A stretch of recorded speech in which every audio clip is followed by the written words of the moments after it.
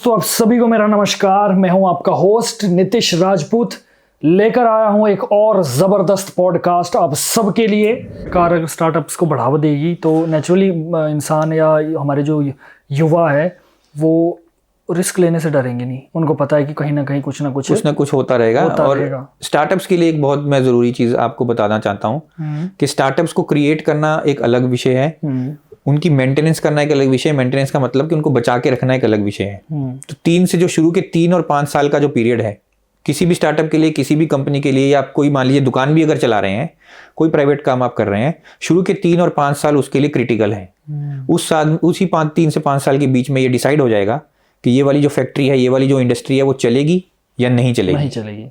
तो उस समय पर जो है सरकारों को उनको बेनिफिट प्रोवाइड करने चाहिए, कोई मदद देनी चाहिए। जैसे फाइनेंशियल बेनिफिट्स होते हैं, कम रेट ऑफ इंटरेस्ट पे लोन दे दे, कुछ ना कुछ ऐसा था, कुछ ना कुछ प्रोत्साहन बढ़ता रहे, उसको कुछ काम दे। जैसे आउटसोर्सिंग का काम ये बड़ी बड़ी कंपनीज को, अडानी अंबानी को देना बंद किया जाए, उसकी जगह छोटे स्टार्टअप्स को ये देना शुरू किया जाए।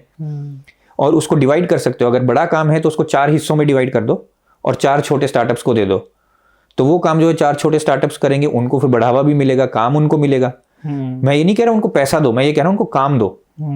तो काम से वो चीज जल्दी सीखेंगे, उनका स्टार्टअप अच्छे तरीके से परफॉर्म करेगा।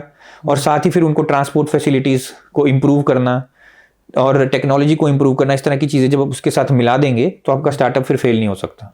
आपके नज़रिए से हिमाचल प्रदेश सरकार को क्या ऐसा इम्प्रूव करना चाहिए या क्या स्टेप्स ऐसे लेने चाहिए जिससे क्या है बेरोजगारी से निपटा जा सके और युवाओं के लिए नए रोजगार पैदा हो सके? बेरोजगारी से निपटना हो या युवा के लिए नए रोजगार पैदा करना हो या कर्ज से निकलना हो, उसका एक ही सॉल्यूशन है, वो साइंस टेक्नोलॉजी की इंप्रूवमेंट है और नए इंडस्ट्रीज को क्रिएट करना है। आपको नए प्रोडक्ट्स क्रिएट करने हैं, नई इंडस्ट्रीज क्रिएट करनी है, रिसर्च एंड डेवलपमेंट आपको करनी है। भ्रष्टाचार को आपको अपने प्रदेश से निकालना पड़ेगा, क्योंकि आपका भ्रष्टाचार जो है ना, वो एक ऐसा कीड़ा है जो आपके प्रदेश को खोखला करे जा रहा है। और उसी की वजह से बहुत सारी चीजें नहीं होती। मैं आपको मेरा एक दोस्त है, मैं आपको उसकी एक स्टोरी सुनाता हूँ। मेरे फादर बीमार चल रहे थे कुछ टाइम, उनकी रीढ़ की हड्डी में चोट लग गई थी, स्पाइन में चोट लग गई थी। तो उसके इलाज हम करवा रहे थे। एक डॉक्टर थे बहुत मशहूर, वो भी फॉरेन कंट्री से पढ़ के आए थे। MBBS उन्होंने इंडिया से ही करी, उसके बाद वो फॉरेन चले गए थे अपने मास्टर्स के लिए भी, और उन्होंने PhD भी करी डॉक्टर करने के बाद। और काफ़ी पढ़े लिखे थे, बहुत इंटेलिजेंट थे वो डॉक्टर। रफली 45 या 50 ईयर्स के आसपास की उनकी एज थी। और मेरी उनसे दोस्ती तब हुई जब मैंने अपने फादर का इलाज उनसे करवाया। तो उनसे मेरी अच्छी दोस्ती हुई। वहाँ पे वो क्या कर रहे थे, उनका ये मन में एक आइडिया उनके आया कि मैं इंडिया में अपने देश के अंदर एक हॉस्पिटल खोलता हूँ।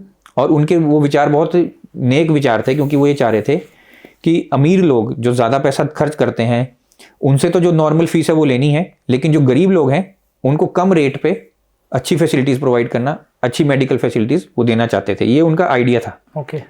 लेकिन भ्रष्टाचार ने उनको वो हॉस्पिटल खोलने ही नहीं दिया। ऐसा क्यों? वो पूरे 4 साल इस चीज़ में लगे रहे। आपको हॉस्पिटल खोलना है, परमिशंस लगेंगी, परमिशंस में भ्रष्टाचार है, यहाँ पैसा खिलाओ, वहाँ पैसा खिलाओ। कभी हॉस्पिटल के लिए वो आएंगे ऑडिट करने के लिए, वहाँ पैसा खिलाओ।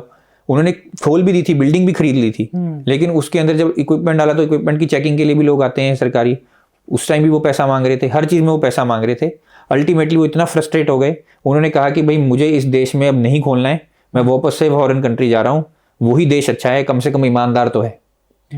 तो आप ये सोच के देखिए कि आपका जो ब्रेन है, जो इंटेलिजेंस है, आप उसको अपने आप ही बाहर भेज रहे हो, उसको मजबूर कर रहे हो कि वो बाहर की कंट्रीज में जाए, वो इस कंट्री में सर्वाइव ही ना कर पाए। तो ये चीज़ तो आपको बदलनी पड़ेगी।